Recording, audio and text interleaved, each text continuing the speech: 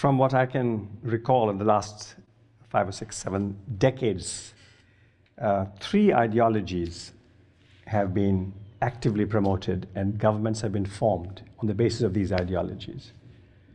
Nazi ideology, Germany. Communist ideology, Soviet Union, China. Some kind of Islamic ideology, Iran. Ideology has come into disrepute. A rigid ideology is terrible. Even in the US, when you had the newcons, for a number of years, well, this is an ideology that took precedence over common sense. And we ended up with a number of wars and destruction. And so whether, it's full-fledged ideology, but people have to be flexible. Ideologies, if they are rigid and if they are too narrowly constructed, they can become a menace to human beings. But ideas, yes. Ideas are absolutely crucial. Freedom, dissent, fight against inequality, fight against poverty.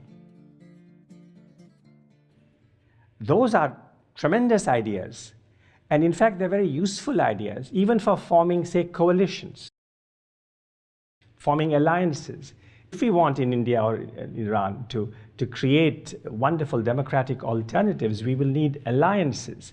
So alliances have to be built on the basis of practical programs, of course, but also on the basis of some very broad ideas around which we can build political coalitions and indeed involve millions of people in our countries to move towards those ideas.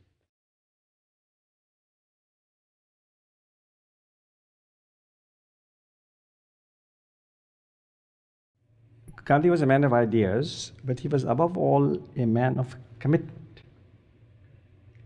He had this idea of independence for India. He had the idea that Hindus and Muslims must live on terms of friendship and equality.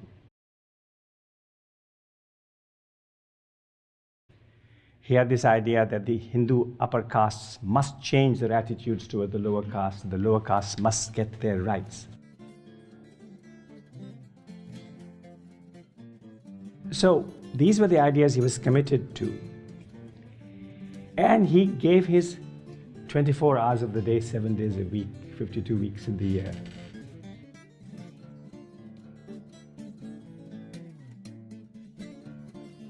Total commitment to these ideas. So if you want me to give an opinion on the secret of Gandhi's success, I mean, it certainly was not complete success, but it was a remarkable success. It was his total commitment to his ideas.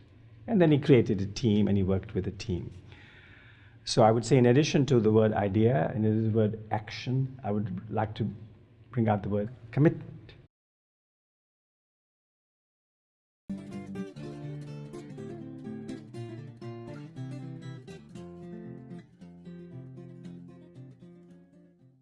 I'm not sure we are short on ideas. What we are short of is to make sure that these ideas are being put to practice. I mean, it's easy to formulate your ideas. It's easy to be committed to your ideas. It's the most difficult is to make sure that people will understand the ideas and subscribe to it. People have to see that these ideas are not coming to them, from the top down.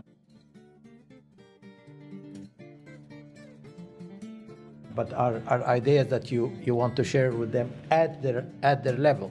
You have to have a core group of people who will continue to disseminate these ideas and explain it in simple terms. And they're not difficult to understand. I mean, because you're really talking to people, intuitive, I think, part of every human being. I want you to be free. I want you to have dignity. I want you to understand that if we work together, we can overcome any repressive regime. I want you to understand that you can disagree, but disagree in a way that at the end get the best out of each one of us. So they're not difficult ideas. The challenge is to talk to the people who have been told that this is secular, destructive, anti-religious ideas, that these are Western imported ideas that does not fit with our traditions or our lifestyle. So we have to come with an alternative. We have to reach out to them. We have to make them understand that we really have a solution.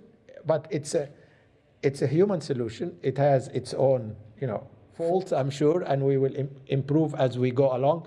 But we'll have to work it together. Democracy is a very novel concept. It's 100, 200 years ago. I mean, that is, and we continue to refine it, to improve it. I mean, it's work in progress.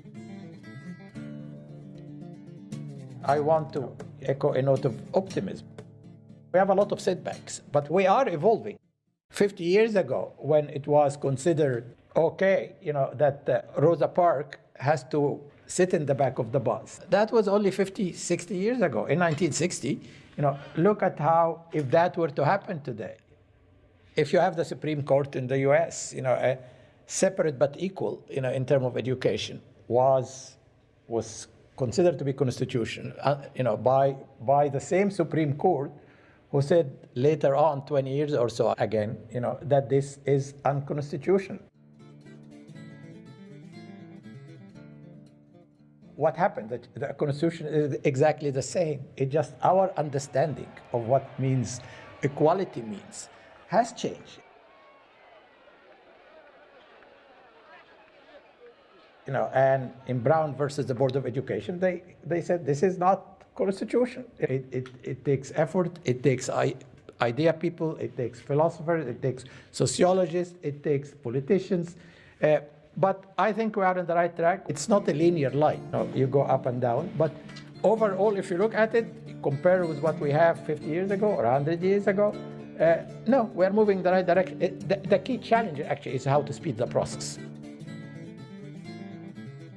The march of humanity continues to move forward. There is no question about that.